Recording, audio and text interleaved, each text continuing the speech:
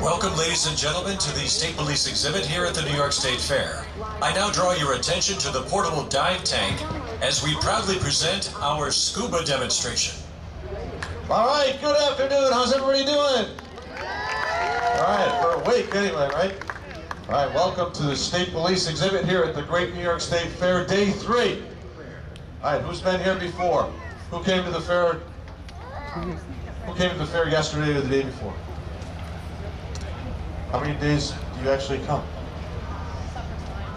Oh, really? Oh, okay. All right. Well, welcome back. All right, who else has been to this demonstration before?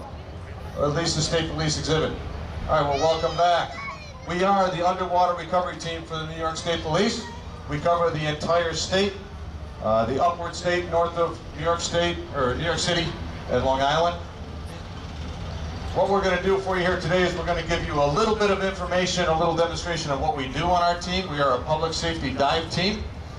We are the oldest and largest public safety dive team in the country. We are also one of the very few that run our own training program. So when I refer to training our own divers, we start from non-divers. We train them in open water. We certify them in open water diving. We also certify them in public safety diving. So when I refer to our training as novice diving, that's the initial training that we give the guys when they first come on the team. So without further ado, let's get these guys out here. We'll do some introductions. First up for you on the top of the big tank on the side, from Troop C, just south of Syracuse here, the Troop C team leader, Trooper Neil Case. Next up, a little shorter version of Neil, from Troop D here in Central New York, Trooper Josh Cross. And last but certainly not least, your hometown favorite from here in Central New York, the Troop D team leader, Trooper Greg Eberls.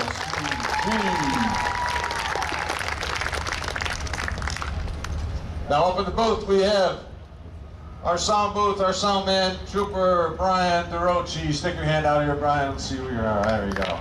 That's all you ever see of Brian is his hand. All right. So now we're going to get these guys in the tank. We're going to have them start doing some swimming for you.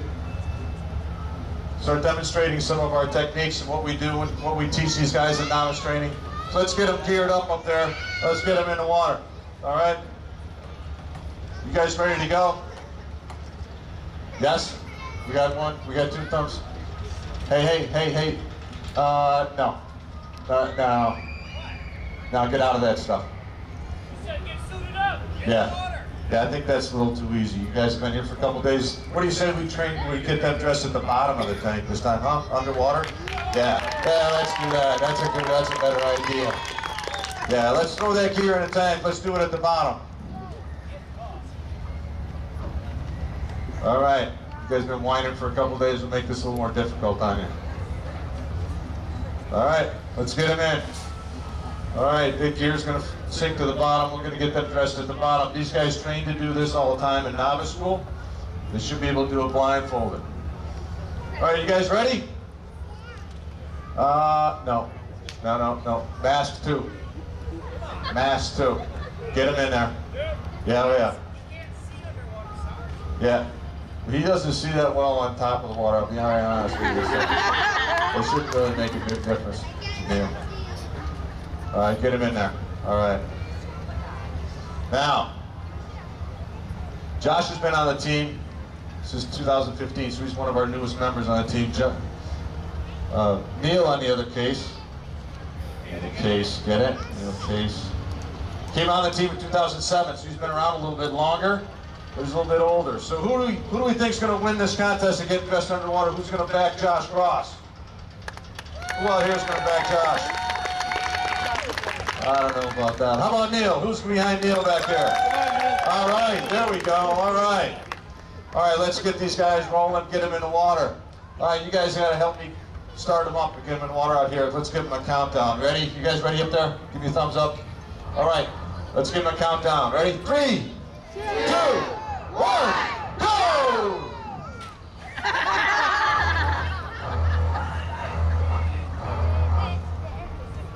Never said this team was fair. It's just like life. Life is not fair.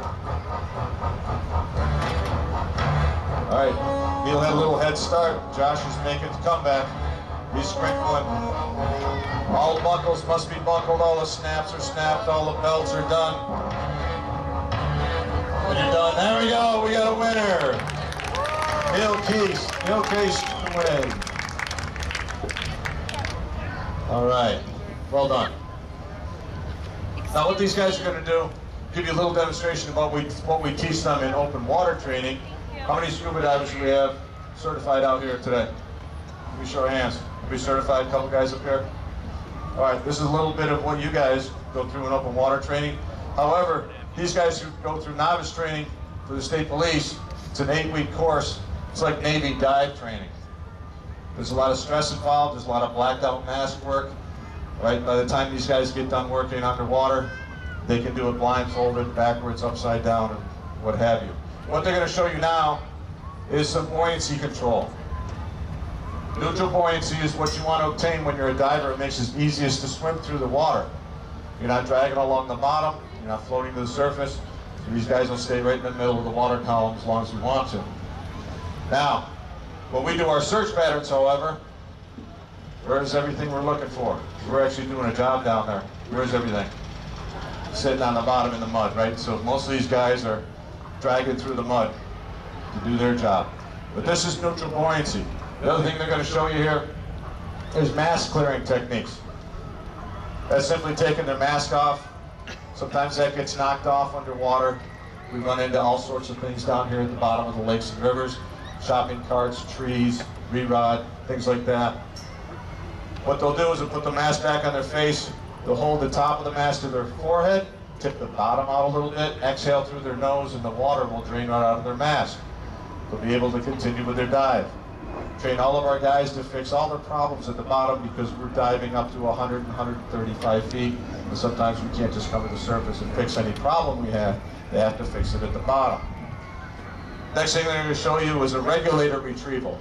This is a basic skill that they need to complete. It's simply taking the regulator out of their mouth. That's a second stage regulator that they're biting on, breathing out of. And then they have to retrieve that. There's a couple different ways to do it. They can dip their shoulder, sweep their arm, or they can just simply reach back and follow the hose out, retrieve that regulator, put it back in their mouth. It's a pretty important item that's on their system. After all, they breathe out of it, so it makes it pretty important down there. And the third thing will be buddy breathing. That will occur when something happens to one of their systems. If they run out of air, something happens to their equipment, they can't actually get air out of the equipment. They'll go over to their partner, tap them on the shoulder, ask them very nicely, hey, I'm out of air, do you mind if I have some of your air? And the partner answers them. Sometimes it's yes, sometimes it's no. Hopefully it's yes.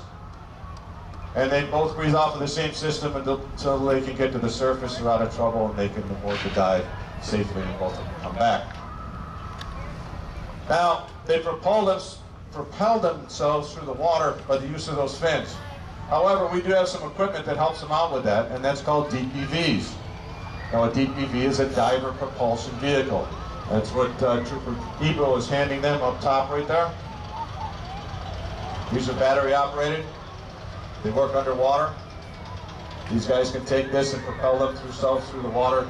They're in use. They can actually do a search pattern with this when they actually have some visibility where they dive, or they can use this as transportation out to a search pattern.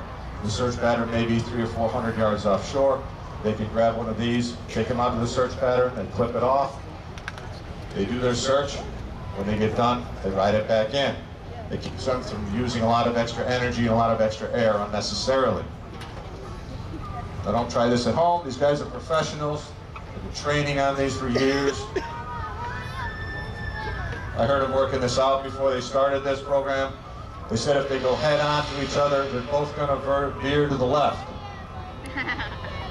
Left. I don't know if Josh knows his left from his right. We may have some issues here. Yeah, left. All right. So we're going to pull Josh out of the tank. we're going to show you another drill that we put our guys through in novice training. That's called a ditch and don drill. Now, a ditch and don drill is just what it sounds like. Neil's going to sink to the bottom. He's going to ditch his gear. He's going to take all his gear off. He's going to put it at the bottom of the tank. He's going to go to the surface. He's going to take a couple breaths of air. He's going to go back down to the bottom. He's going to put his gear back on. Now, he's going to want to do this as quickly as possible and as efficiently as possible. And again, we train these guys to do this over and over and over in novice dive school until they can do it blindfolded. Now, if you notice, when Neil goes to the surface, you'll see him exhaling bubbles. The reason for that is that's compressed air that he's breathing out of that bottle on his back. Now, if you know anything about compressed air, the diver is actually compressed under that water. So if he takes a breath of that compressed air at depth and he goes to the surface, what's that air going to do? My divers. It's going to expand.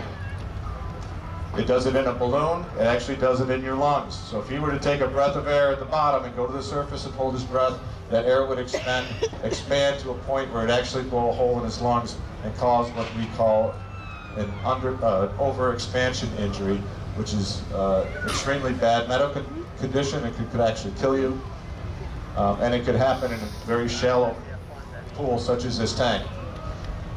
So Neil's taking a breath. He's going back down. He's going to get his gear back on. He's going to complete the ditch and don for us.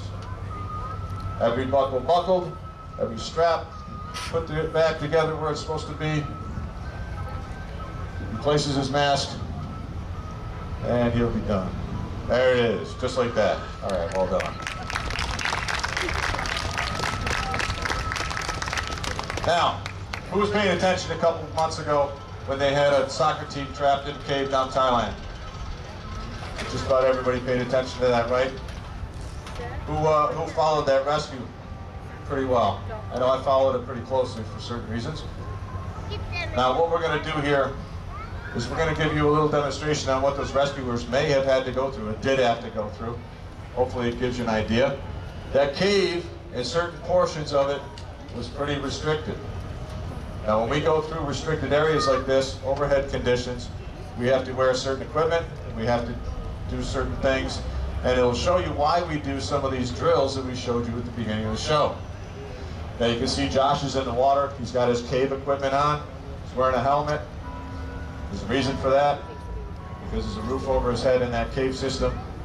So what we're going to do is we're going to pass him through this restricted area, this tube, that's going to simulate a small space in that cavern that he had to go through.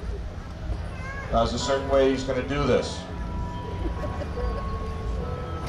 So he's not going to fit through there with his equipment on. So he's going to take his equipment off, just like we did in the ditch and don.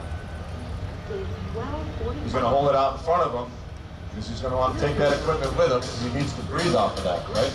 So he's going to need that when he gets to the other side so he can continue through the cave.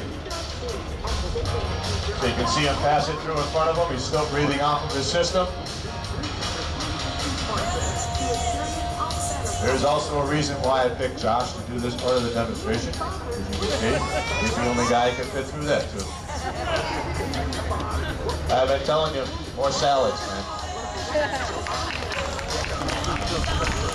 So Josh got to the other side. He's going to pick up the item there we have for him to bring back. Nice move.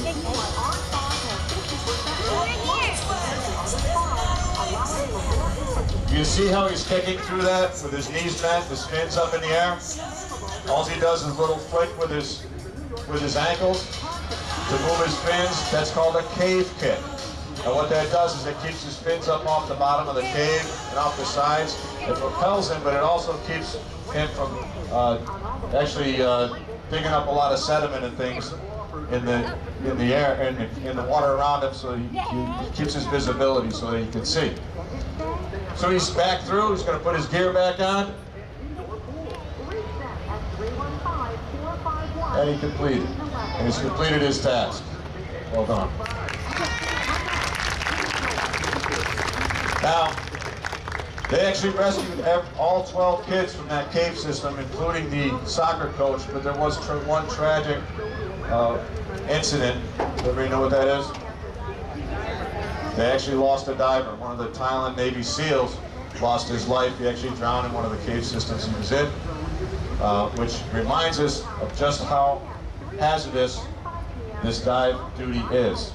Now, when you're a recreational diver, you get to dive in nice, clear blue water like you see in this tank. When you're a public safety diver, you don't get to pick where we go in. We go where we're needed to go, and most of the time the water looks like this black tube, which means you can't see a thing. And that's what they were seeing. That's what they were seeing in that cave system. Absolutely nothing. So what'd you find? What do you got? You don't know? Well, open it up. It's like Christmas.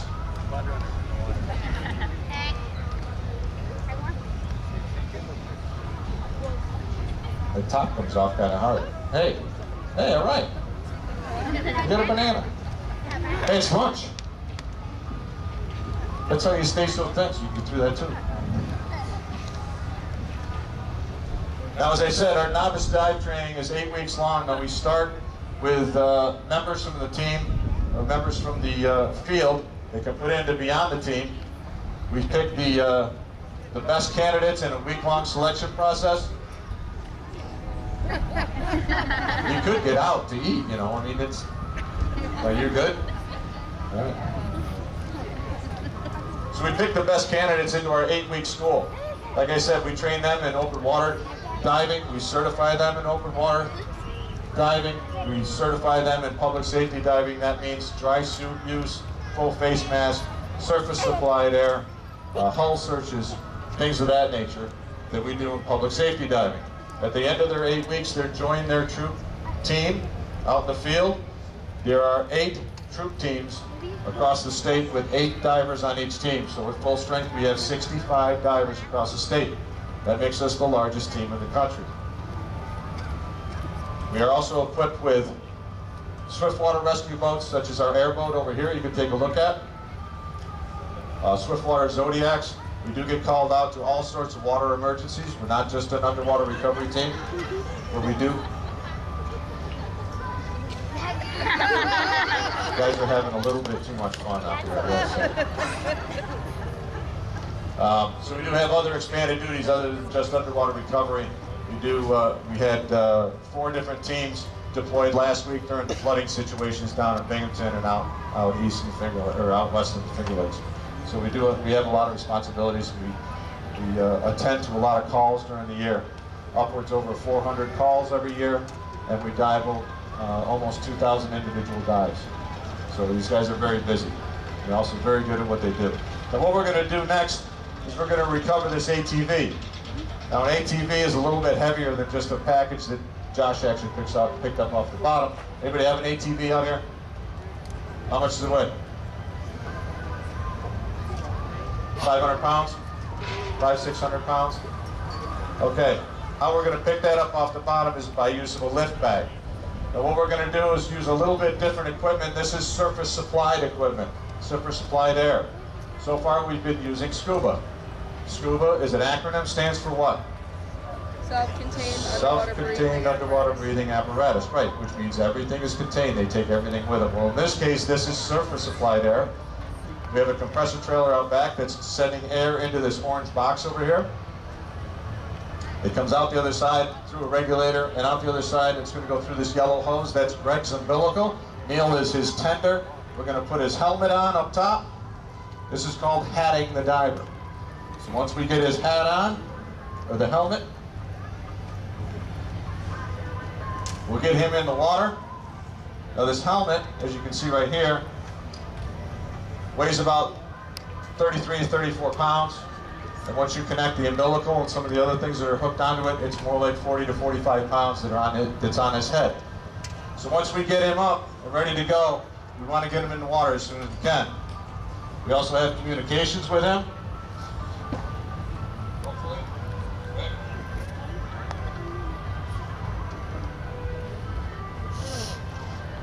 No, maybe not so much. You're good. Now you notice Greg goes in without fins. That's usually the way to deploy it if they're on a detail such as this, just as a recovery operation. What he's going to do is he's going to take a piece piece of equipment down with him. It's called a lift bag. Now, a lift bag is simply that. It's a bag. He's going to attach it to the ATV upside down. He'll use some air out of his system to put in that lift bag. That air will expand, make the lift bag buoyant. Now, once that lift bag becomes buoyant enough to overcome the weight of the item we're trying to pick up, it will start to float to the surface.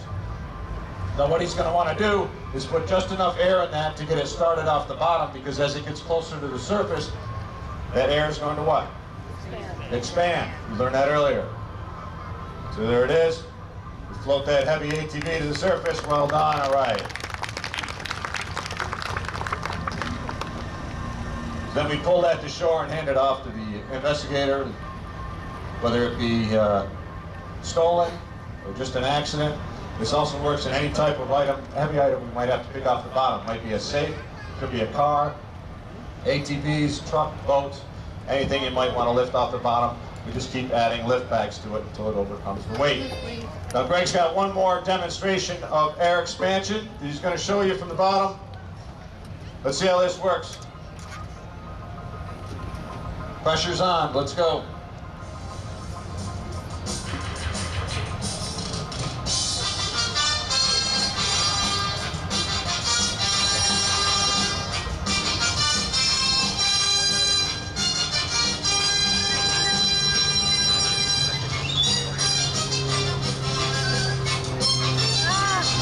All right, almost made it that time. And there you go. Go from the bottom of a new tank here. It's just shy of 9,000 gallons of water in this tank. Anybody need a beach ball? All right. That's the conclusion of our demonstration. I hope you guys learned something and appreciate it. I appreciate your time to sit here. The canine demonstration is coming up next at 1:15. We'll be around for a little while. If you have any questions or if you want to come up and check out the helmet or the equipment here, please feel free. But thank you and enjoy your day at the fair. Over here.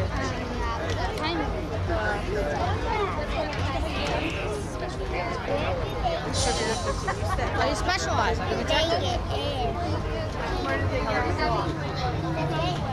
Gotta stop being angry. See the guy jump in.